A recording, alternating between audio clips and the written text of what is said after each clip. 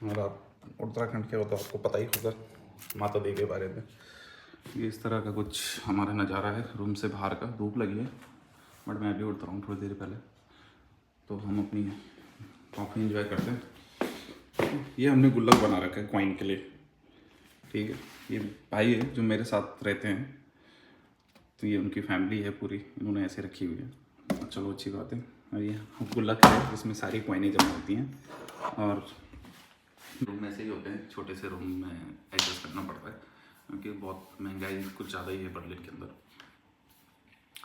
तो बात ये है कि आप क्वेश्चन क्या था? हाँ, इंक्वायरी के बाद कितने दिन में वो आता है, तो डिपेंड करता है कि आपका जो इंक्वायरी ऑफिसर है वो आपकी जो फाइल है कितने दिन में सबमिट करता है। सबसे पहले उसे सबमिट करनी पड़ती है। तो कभी कभी वो लोग तुरंत सबमिट कर देते हैं, जैसे आपकी इंक्वायरी होती है 1-2 दिन के अंदर। कभी कभी वो 10-15 दिन ले लेते हैं क्योंकि उनके पास और भी लोग होते हैं, उनको टास्क दिया होता है कि इतने लोगों को आपने करना है, तो सबके मिला के एक साथ कर देते हैं। तो डिपेंड करता है आपके इंक्वायरी ऑफिसर को। कभी कभी आपके 1 महीने में भी हो जाता है। जैसे आप लोगों को पता है कि बेंगलुरु से स्पेशली पहले और अब केरला से 1 महीने के अंदर आपको वीज़ा मिल जाता था। दुबई से भी था बीच में, लेकिन फ़िलहाल दुबई में भी अपॉइंटमेंट नहीं मिल रही है। हम काफ़ी कोशिश कर रहे हैं लोगों के लिए अपॉइंटमेंट निकालने के लिए, बट नहीं मिल रही है। बेंगलुरु, दिल्ली, मुंबई, हर जगह से।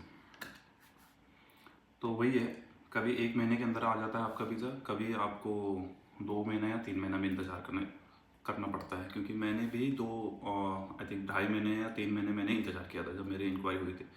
अब मेरे जो इंक्वायरी ऑफिसर थी, एक लेडी थी, पंजाब से थी, वो मुंबई आई थी वो। तो उसने मुंबई में 20 दिन के बाद मुझे फ़ोन किया था, कुछ डॉक्यूमेंट मिसिंग था उसकी फ़ाइल से, ठीक है। तो वो रिपोर्ट बना रही होगी, तो 20 दिन के बाद उसने मुझे मैसेज किया था कि ये ऐसी ऐसी जगह क्या है, ये मुझे समझ में नहीं आया। तब मुझे पता चला कि इन लोगों को टाइम लगता है फाइल जमा करने में। मैं इंतज़ार कर रहा हूँ वीज़ा आएगा, तो उसने बताया कि ऐसा ऐसा नहीं है, ऐसा होता है, हमें जब सबका हो जाता है तब एक साथ फाइल जमा करते हैं।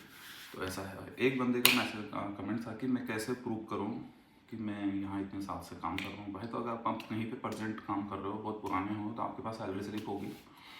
रेस्टोरेंट में सैलरी स्लिप नहीं मिलती है तो अटेंडेंस वगैरह तो लगती है, रजिस्टर होते हैं, वो होंगे। अगर वो नहीं है तो आपके पास, जब आपने वहाँ पे ज्वाइनिंग किया होगा, कुछ तो एक लेटर दिया होगा वो कंपनी ने आपको।